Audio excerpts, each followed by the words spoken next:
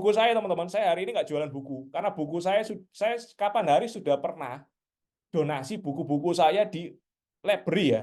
Termasuk library-nya kampus-kampus, salah satunya library-nya UC ya.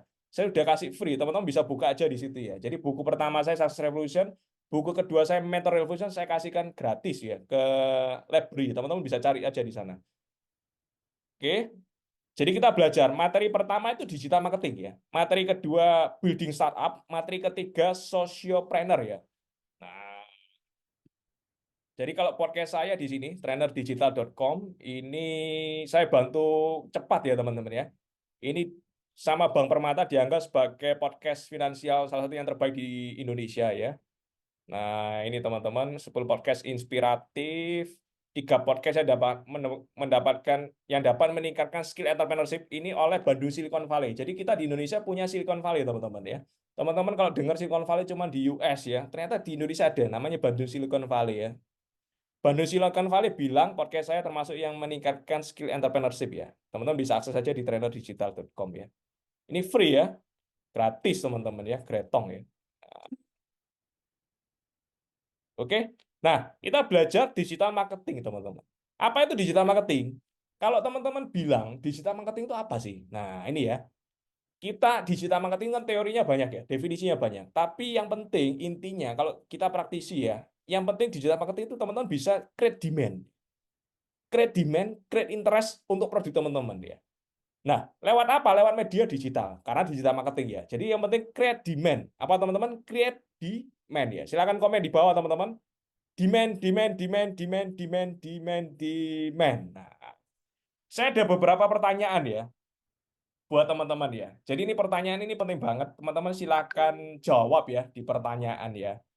Jadi pertanyaan pertama, silakan komennya langsung di bawah, jawabnya langsung di chat ya teman-teman ya. Nah, pertanyaan pertama, kalau teman-teman gaptek, apakah bisa belajar digital marketing? Nah, ini pertanyaan pertama ya. Silakan teman-teman jawab. Kalau saya ini gaptek, apakah saya bisa belajar digital marketing? Nah, ya. Saya pengen tahu sih keyakinan beliefnya teman-teman sekarang ini apa. Ini pertanyaan pertama, teman-teman. Silakan komen di bawah. Kalau kamu ini gaptek, apa kamu ini bisa belajar digital marketing? Apakah digital marketing itu khusus untuk orang yang pinter ya? Apakah digital marketing itu khusus untuk orang yang backgroundnya IT? Apakah digital marketing ini khusus untuk mereka yang punya background tertentu ya? Nah, pasti bisa ya ini Bro Haikal. Nah, bisa asal ada kemauan yang kuat. Ini Sis Aisyah. Bisa, bisa, bisa ya. Pertanyaan kedua, kalau saya belajar digital marketing, apakah saya pasti sukses? Nah, ini pertanyaan kedua. Apakah saya bisa sukses ya? Apakah saya pasti sukses ya? Bukan bisa ya, pasti sukses. Ini pertanyaan kedua, teman-teman. Nah, apakah bisa?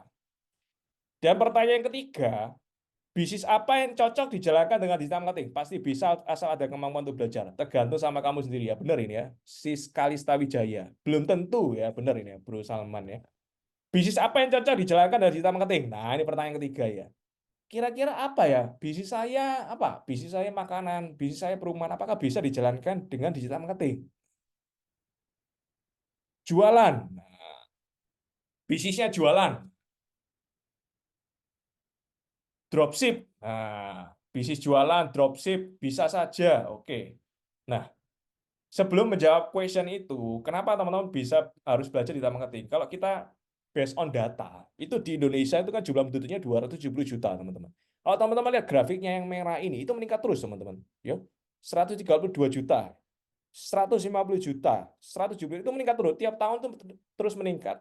Dan data yang terbaru itu kita buka ya.